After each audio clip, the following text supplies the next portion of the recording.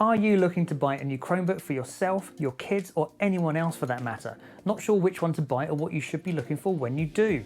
Well, here I'm going to share with you the recommended specs that I think you should be watching out for when you go shopping and give you my recommendation as to some of the best Chromebooks available for you to buy regardless of your budget. I'll also cover what I consider some of the core accessories that you absolutely should consider buying as well. And I'll be sharing with you my secret to ensuring that the Chromebook that you buy will last you as long as possible. Welcome to my tech gear. Let's get into it.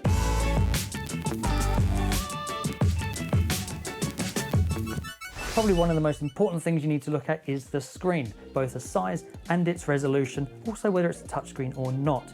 Most Chromebooks are going to be by default an 11.6 inch screen. Most of them will also be an HD screen. Now that's 1366 by 768 pixels long and high. If you do go up to bigger screens though, you start looking at 14 or 15 inch screens, then I think you need to go for a full HD screen.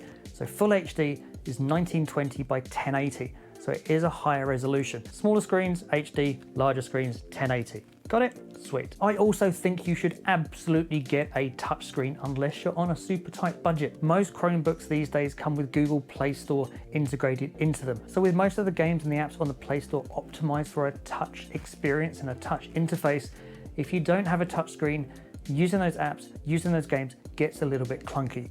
So if you're not going to use the games and apps off the Play Store, I'd say you don't have to get a touchscreen, but honestly, you're missing out on a massive part of the ecosystem if you don't. The CPU, the chipset, the central processing unit and the heart of the machine is crucial, and don't go cheap with this. So at a bare minimum, I think you should be looking at something like the Intel Celeron N4000 for a basic Chromebook, and then you can move up to things like the Intel Core M3, i3, i5, i7, as your budget increases. A good keyboard and a touchpad is essential. You don't want it too small and cramped, so just make sure you get a decent size. Your touchpad should be a decent size as well. Also make sure there's at least a couple of USB ports on the side of the Chromebook, because you're going to want to plug in things like mice, external hard drives, USB sticks, stuff like that. So yeah, make sure it's got at least a couple of USB ports. Memory. Now there's two kinds of memory we need to concentrate on. There is the RAM, or the memory that it needs to run, and the storage space on the device as well.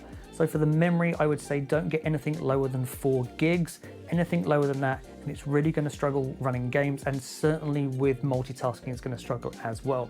Storage wise, I wouldn't go for anything lower than 32 gig. I would actually say 64 is probably the sweet spot. So look at that when you're looking at the specs of your Chromebooks. Battery life is critically important here because Chromebooks are labeled as all-day devices. So you do want a battery life that's 8 hours or higher. Fortunately, most Chromebooks are, but certainly there are some that are coming at about 5-6 hours of battery life, and for me, that's nowhere near enough. Some of the class leading ones actually have up to 12 hours of battery life, which is awesome. So whilst I think we would all agree that build quality needs to be good, it's the type of build quality that is going to change depending on who's going to use the Chromebook. So if you are going to have an adult using it, for instance, you want something that's probably svelte and thin and stylish, maybe an aluminium chassis, all that kind of stuff that looks good. If you are giving it to a 7-year-old kid, probably you don't want it built like that. You want it built like a rock. So if they drop it, which they will, it's going to survive the fall. So for that, there is a military standard grade build. So it's an 810G or an 810H. So you will see Chromebooks that are labeled for that. So they are built tough. So certainly a couple of the Chromebooks that I'm going to recommend are specifically targeted at younger children. So you'll be good in that area. So just to recap on the spec, for screens, HD resolution on 11.6 inch screen, full HD on larger screens. Touchscreen, if you intend to use the apps and the games from the Play Store. Intel chipset, 4 gig of memory, 32 gig of storage, all-day battery life, and a good quality build. And with that in mind, let's get to some recommendations. I will place purchase links to all of the Chromebooks I'm about to mention in the description down below for you, where all the prices are correct at the time of making this video. First up is budget. Now these are going to be great for kids in junior or grade school or middle school or junior high, or the younger end of the kids. Now, they're going to be wanting an inexpensive Chromebook that will also take a few knocks. So as I've mentioned, military grade tested is an absolute necessity, 810H or 810G certified. First up, we have the Acer Chromebook 311, also known as the C722. This comes with an 11.6 inch HD screen, so that's 1366 by 768, and it's a touch display. Also comes with an Intel Celeron N4000 processor, 4GB of RAM and 32GB of storage. It's got up to 10 hours of battery life, so it is easily going to last you all day at school, and it only costs $200. That is a really good buy for what is a really good spec of Chromebook. And that for me is the bare minimum of what you should be looking for in getting a Chromebook that is going to last you for years. If you want to push the boat out a little bit more and get something with a flip screen, so that 2-in-1, then look at something like the Asus Chromebook Flip C214. This is pretty much the same spec, so it's an 11.6 inch HD screen, military grade tested to 810G, same processor, Intel N4000, 4GB of RAM, 32GB of storage. That's going to cost you $278, so you're paying an extra $78 to have that flip screen. If your heart is really set on a 2-in-1 model and you want something that's a little bit better spec, then the two here I would thoroughly recommend. First one up is the Lenovo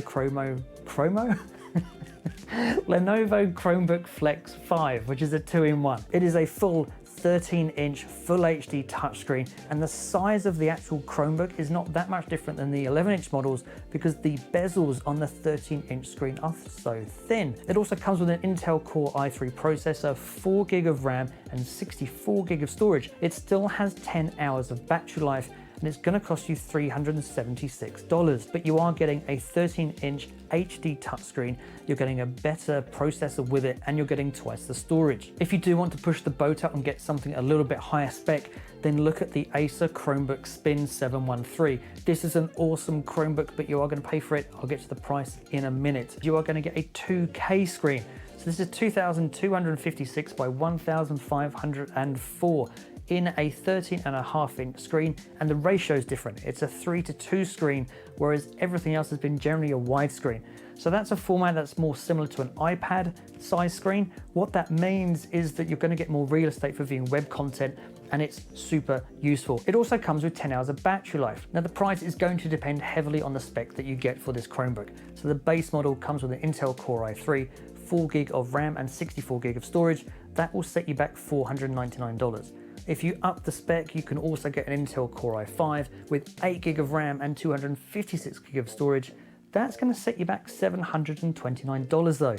That is quite a jump, and I think for what you use a Chromebook for, the base spec is plenty enough. If you absolutely have to have the best of the best, then look at the Google Pixelbook Go. The base spec though is an Intel Core M3 with 8GB of RAM and 64GB of storage, 13.3-inch Full HD touchscreen. It's got 12 hours of battery life. That's going to set you back $649. That's the base model. If you want to go to their top of the range model, then you can get an Intel Core i7 with 16GB of RAM and 256GB of storage. And it comes with a 4K screen. You're going to be paying $1,399 for a Chromebook. It is a crazy price difference.